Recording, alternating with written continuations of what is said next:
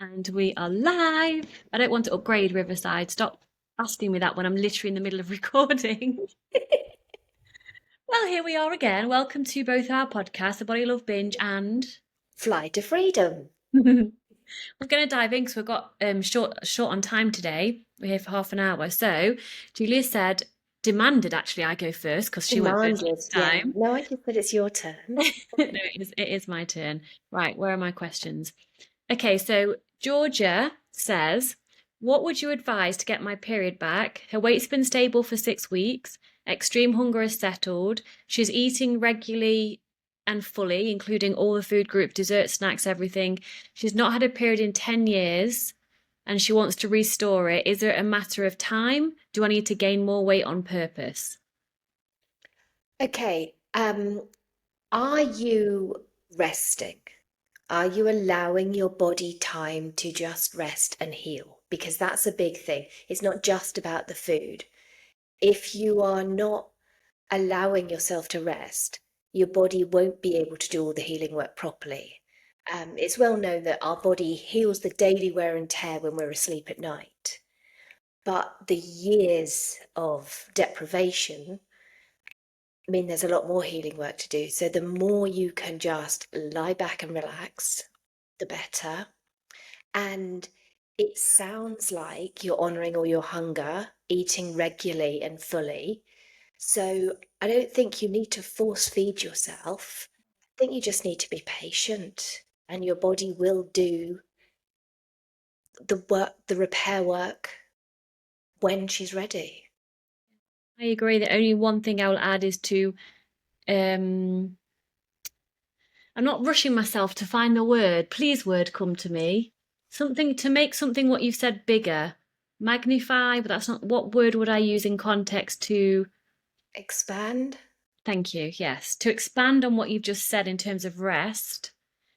I'm asking Georgia, are you in rest and digest as much as possible in comparison to fight, flight, or freeze? And it doesn't mean we're in a stress response that's not okay when we're in fight, flight, or freeze, because we do go into stress response as humans every day, but not chronically.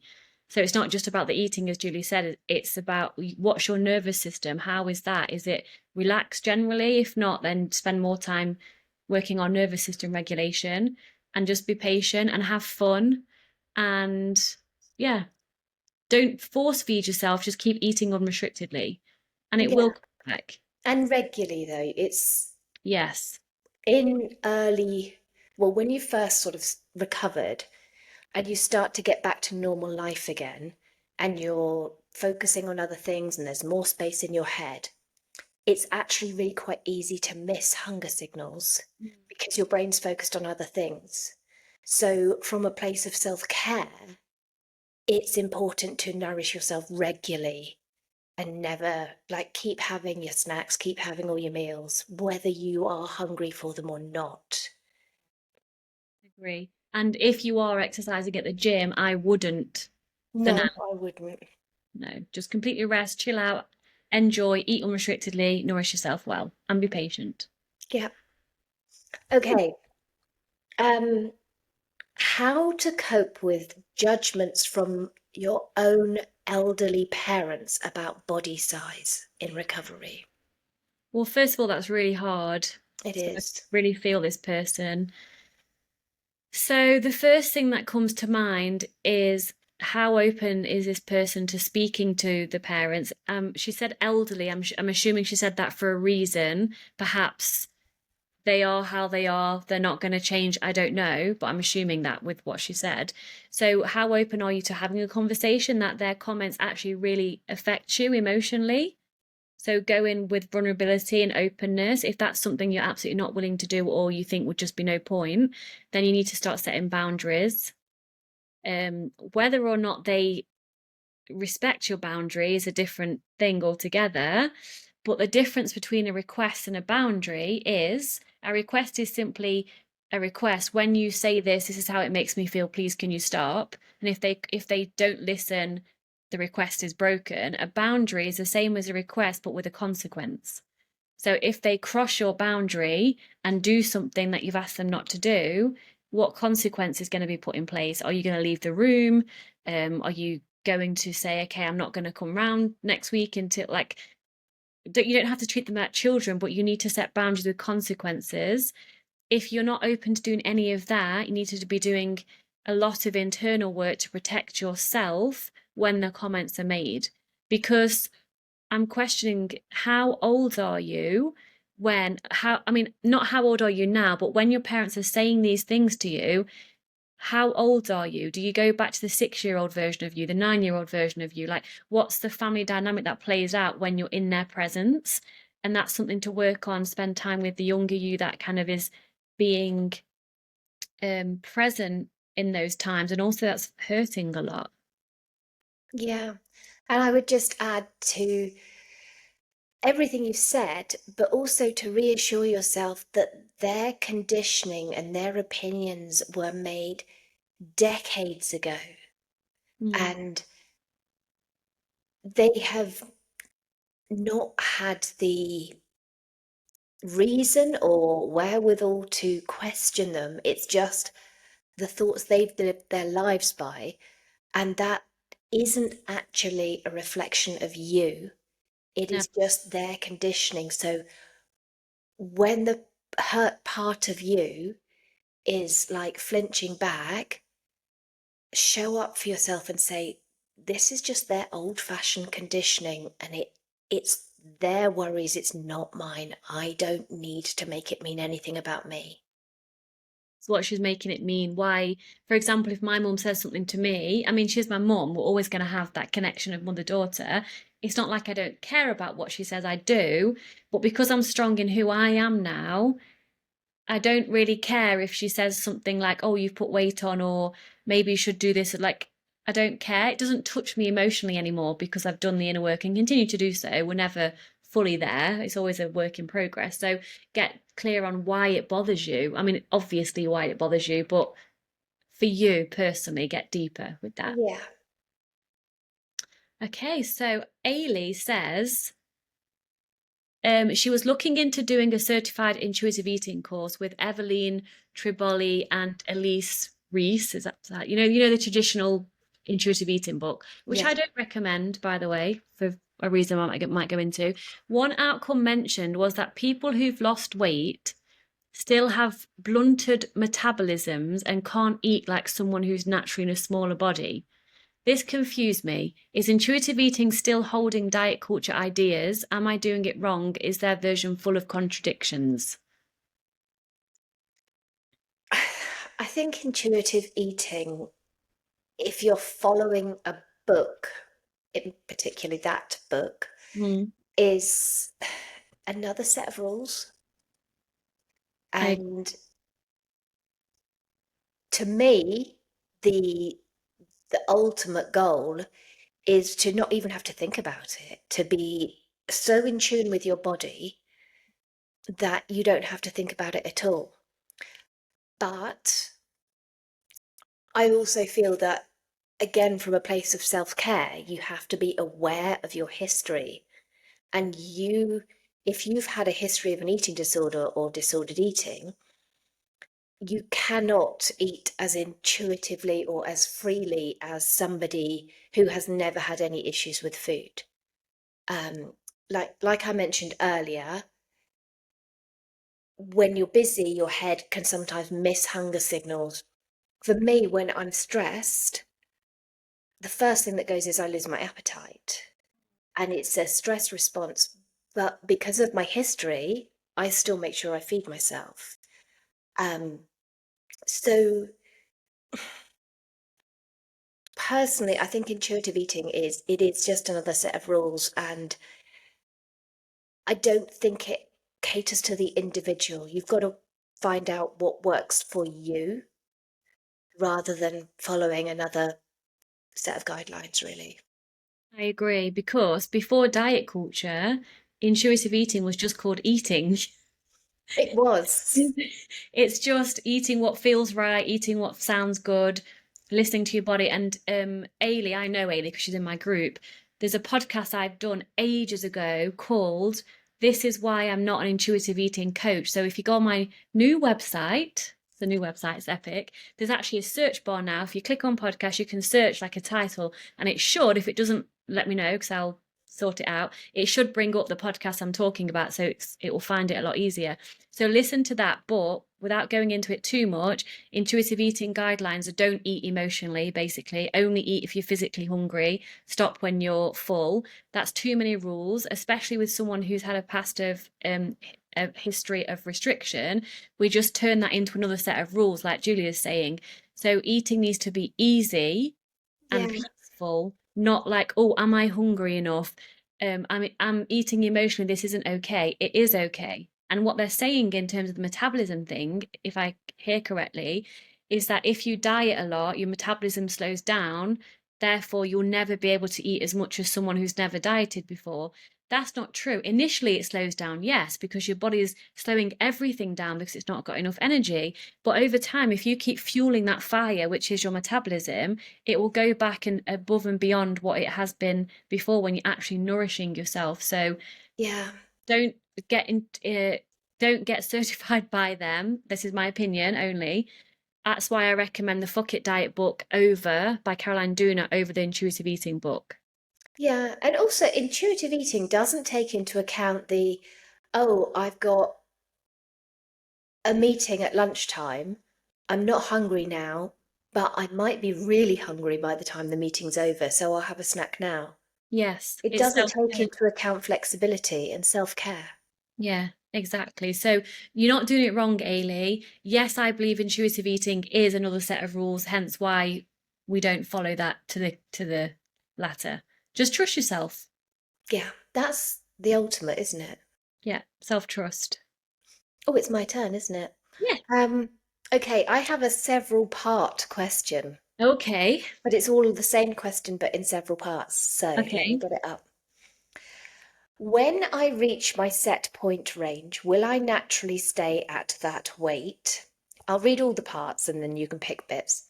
Okay. If I continue eating when I'm not hungry, will I not just carry on gaining weight? I'm worried that I won't have all my hunger cues back and I'll continue gaining weight forever. Oh, I love this question because I had all these questions.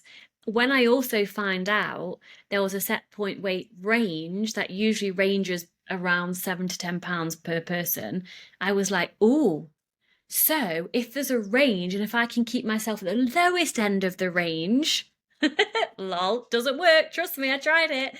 Then at least I'll be in my set point range, but I'll be in the lowest point. But then actually, the whole point of me trying to do that was still me trying to manipulate and control my weight, regardless of where it was in its range. So just that doesn't work. Anyone who wants to try that, don't bother. You'll end up either binging your face off or back in the hellhole of severe restriction. Um, and I want to say something before I answer that question directly. Being at your set point weight naturally happens as a byproduct of you having a free, peaceful, healthy relationship with yourself and food. When I say the word healthy, I don't mean eating quote unquote healthy foods. I mean healthy in terms of peaceful, free, relaxed relationship with yourself, your body, and food. You will naturally arrive at your set point because you'll be eating when you want, like we just talked about, not intuitive eating, just I call intuitive eating intuition eating, just eating what feels right and trusting yourself.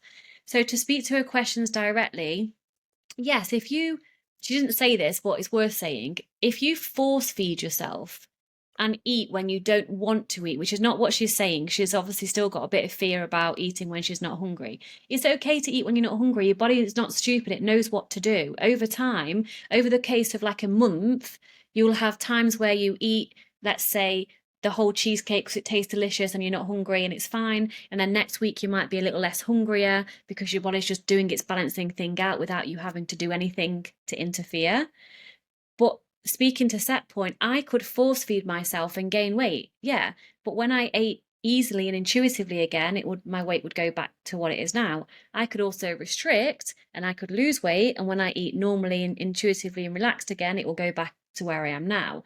So when you're afraid that you're eating when you're not hungry, first of all, what's the big deal? I mean, obviously it's weight gain, but why is weight gain such a fear still? Do some inner work more around weight gain, but also just It's no biggie. Your body knows what to do. Trust over the course of like a month, 3 months, a year, your body's just going to balance out and just listen to yourself. You won't keep gaining weight forever and ever and ever. I promise you, me and Julia thought that we would. Everyone we work with thinks they'll gain weight forever and ever. You won't. You just have to keep taking one day at a time. Eat unrestrictedly, tune into your body, work on your emotional regulation, work on your body image, have fun, don't take life seriously. We all die. Make it worth it. I totally agree. And the next part of this question is, so why are some people so overweight? Oh, again, love this question. What does she mean by overweight? I'm assuming she means, I don't like to even use these terms, but morbidly obese, like someone in a very, very large body who's perhaps struggling to get around, has a lot of health problems and all these things. And I need to put this in the modules because I get asked this a lot individually and I always end up answering it without actually doing a whole recording on it. Right, there's so many layers to this. For example, if someone's, I'm going to use her words, very overweight, you don't know what's going on with them. Is this person been shamed their entire lives for being bigger? Have they tried diet after diet after diet, which actually causes weight gain long term? Are they eating all this processed food in response to all the shame? Are they emotionally eating? Are they comfort eating? Are they eating in secret because of the shame? Do they even know what connecting to their body means? Have they had sexual abuse when they're younger and their body's protecting themselves with adipose tissue? Are they working on their trauma? Have they got access to nourishing, healthy food? Have they got access to, or do they even know what moving their body means in a loving way? Are they seeing a therapist? And perhaps like there's so many things that are going on with a person that we have no idea. It's not as simple as you're fat, so therefore it's your fault, so therefore you're eating too much. No. There's so much No. I can say about this. I'm going to stop myself in case you want to add something. Just that with the people who are in bigger bodies that are obviously not where their body feels the best, Yeah, um, when you're deeply restricting, one of the main reasons is it's a coping mechanism to restrict your feelings. yeah, The same goes when you are eating excessively. yeah, It's a coping mechanism to restrict your feelings. It's the same thing, but just the other side of the coin. yeah, So, somebody in a body like that who is clearly struggling, it could easily be another eating disorder. It can be another way of trying to cope with a world that feels like they can't cope with it. exactly that. And there's a difference. People don't know this. Not many people know this. There's a difference between binge eating and emotional eating. Binge eating is always point blank a reaction to restriction, past restriction, current restriction, fear of impending restriction. That goes for physical restriction and mental and emotional restriction. Emotional eating is exactly what Julia's said, trying to deal with your emotions. And Yeah, that's not a bad thing because the moment we make it a bad thing, what happens is we try to not eat emotionally. And then emotional eating spirals into binge eating. This is what I did because you're reacting in response to trying to restrict. And then it just is just a big fucking clusterfuck of shit yeah. shows. You're just sitting in a cloud of shame. Yes. And that's not funny. No. And so it's not an easy question to answer directly, but there's so much going on with an individual. And also, some people are just in bigger bodies. Yeah. And that's their Reagan Chastain, who's in a very big body. She runs like ultra marathons. She's just naturally in a big body. Yeah, So our genetics plays a huge part in that. yeah, Just like some people are really, really tall and yeah, some people are really, really short. exactly. Genetics. So much to that question, but I'm glad that she asked it. What time are we on? Oh no. Okay, 10 minutes. Can we can I ask two, but can I answer my second one that Sue asked us the other day? Yeah, sure. So I'll ask you one from, oh, this is a good one for you, Julia. From Micah. She says, I would love to hear about the fatigue that comes with recovery when you've had an eating disorder for decades. So when you decide to recover and then you eat food and you think you're going to get energy, and then all of a sudden it's like the tiredest you've ever been in your entire life. Yeah, and it really is. It is. Oh my God, it's like nothing else. I remember like the whole just trying to have a shower. I would actually have to sit on the floor of the bath to have a shower because standing up was too exhausting. And then I would have to lie back down again after I'd had the shower. It is basically your body hits you with an absolute wave of exhaustion so that you cannot do. You have to just be. And it's your body's being incredibly smart and incredibly clever because it's making you sit the fuck down and let it get on with the things it needs to do to heal. Yeah. But in your head, it's like, well, aren't I supposed to have more energy now I'm finally eating? Aren't I supposed to be feeling better? Why do I feel so much worse? And it is just part of the process. It's not imagined. It really is unbelievably exhausting. It's like having really severe flu where you just barely can move at all. And it is part of the process. And when you step back out of the feelings of it and realize what your body's actually doing, it's incredibly smart. And it's really helpful because it stops you from all the doing, the low level movement, the compulsive exercise, all those things that you actually need to stop. Your body forces you to stop. It's a It, blessing in disguise. it is, but it doesn't feel like it at the time. No, because I didn't experience that like you did.